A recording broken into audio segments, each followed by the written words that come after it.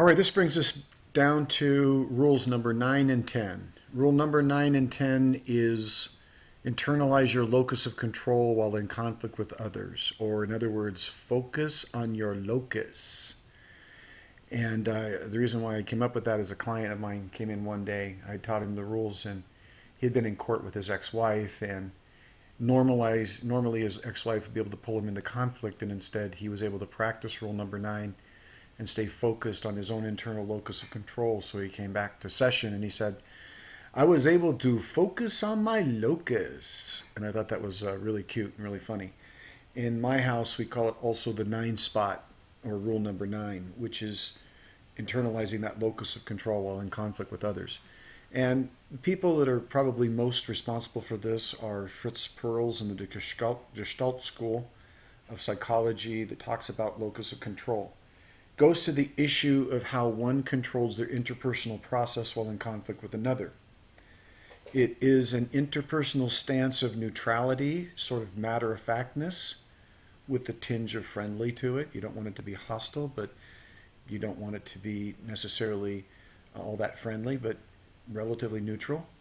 It's a willingness to walk away or agree to disagree with the other person. It's understanding that the true power, secret to true power, is the power over oneself, and kind of disengaging from the process with the other person of fighting. Controlling oneself is controlling the universe as we know it. It's sort of like the rock in the stream that the Zen Buddhists will talk about, that when you're the rock in the stream has to go around you. It can't go through you.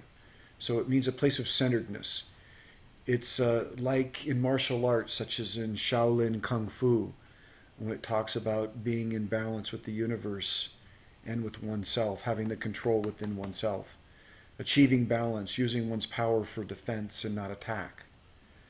And it requires to stay clear with yourself about your own behavior in a fight or a conflict, i.e. practice anger management. So the 9th spot, how to focus on your locus. Number 1, get clear with yourself about the issue at hand.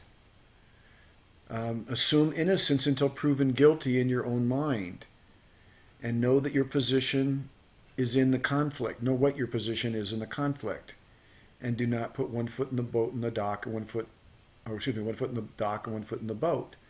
Which means people oftentimes, when they're in conflict, they want to feel sorry for the other person, but they want to defend themselves at the same time. And you really can't do that. You've really got to jump to the boat or jump to the dock. If you're going to go with them, then go with them and say, you're absolutely right. I messed up. You're absolutely right. The way you see the situation is exactly the way that is. Or if you're not, you need to stand on your truth. I don't know if many of you ever saw the show Friends with Ross and Rachel. Their on-again, off-again relationship, but there was this one episode where they're getting back together and Rachel writes in this 18-page paper about everything he did wrong, and he's supposed to read it and either agree or disagree with it. Well, in the process of reading it, he falls asleep, and she shows up, and he pretends that he's read it all when he hadn't read any of it, and she kept referring back to it and referring back to it. And basically what she said in her letter is, you've got to accept responsibility for everything. You've got to say you were completely wrong and I was completely right. So when he finally figures out that that's the case, he realizes that he cannot jump to her boat. He has to stand on his own dock and take responsibility for not agreeing with her as well and choosing not to be with her. Give up the need for controlling up the other person. When you need to control the other person, you need to be validated. I had one woman one time tell me, Doc, I couldn't sleep all night because he was not willing to tell me I was right. And so I said, well, you're stuck then, because apparently you need his validation for things. You have to give up the need to belong in that moment, which means you have to give up the need for approval. People have to go into the desert, which means to be willing to be away from that person and take care of yourself. Because if you need to belong, if you need for approval in that moment, then you're stuck. If you're going to stand on your position but need to belong at the same time, it won't work. 4, give up the need for revenge or to get even. When you try to get revenge or get even, you're just pulling yourself into the process even more. And 5, be aware of the reflexive nature of the pull and the other, and disengage from unwanted pulls. And like I said, speak to the person in neutral, matter-of-fact tone. I placed a video called the Dude video, and pay attention to their argument when they use the word dude, and especially the guy's last word, the last dude, when he says dude. Because it's that place, it's that stance that oftentimes gets the other person to change or to think about things rather than yelling at them or screaming at them. You got to let there be space and distance in that moment between you and the other person, and you got to be willing to walk away or agree to disagree. That's controlling yourself in the moment of conflict. And finally, rule number 10, refuse to abuse.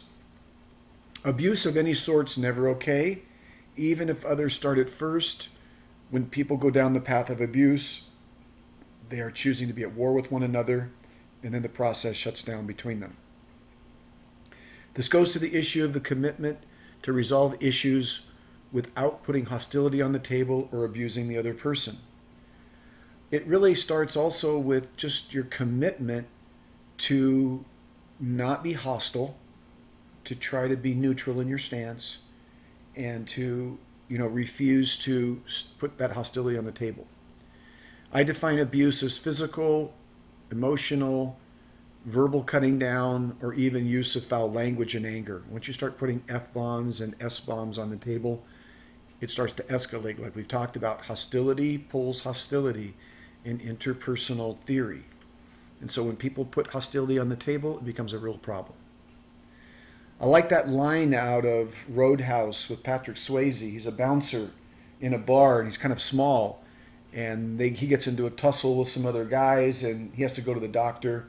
And the doctor's a female doc, and she looks at him and she says, you look kind of small for a bouncer. She says, do you ever win a fight?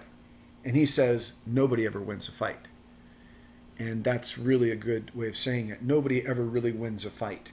Even if you win, the other person now feels one down, and now they're going to want to try to get even in some way to even the odds between you and the other person.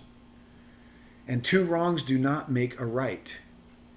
I tell people constantly to refuse to sling mud or play tit for tat, and let the other person have the last word. If they do, they'll have to eat crow later. And the best example I can use is a client who he had accidentally thrown a glass to the ground because he was so angry at his wife because she refused to honor his timeouts, and he accidentally catches her with a shard in her eye. And so he felt really bad. He came back to therapy to want to work on it. And he says, but doc, I can't walk away from her. She won't respond to my timeouts. And I can't let her have the last word. She says something and I just feel like I got to get the last word in. And I said to him, you know what? What you need to do is disengage instead. She doesn't like it when you stay away from the house. So if she does that with you, then you need to go to your mom's for the night or 24 or 48 hours and refuse to put up with that. And so he did. After, at one time she gets angry with him again and starts following him around, starts yelling obscenities, and he decides to go home to his mom and spend the night and refused to come back, which was the catalyst for her to get back into therapy again. And in therapy, she had to come back and eat crow. She had to come back and say, you're right, I was inappropriate, it's my bad, I've got to work on my anger. So I tell people, let the other person have the last word. If they, have abuse in their words, they're going to have to come back later and take responsibility. And finally, not only is abuse inappropriate, it's just bad strategy. People who may be justified in their position, but who lose in the process. People will sometimes, like I think I told you guys about the 17-year-old girl who was being verbally abusive with her mother, and the only thing she had to change was just telling her mother the truth instead of using abusive words. And when she did, her mother had no argument with her at that point.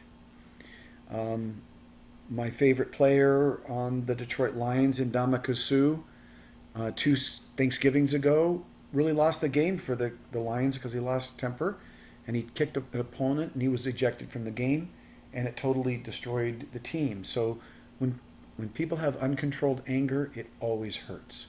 So it's important to remember to refuse to abuse.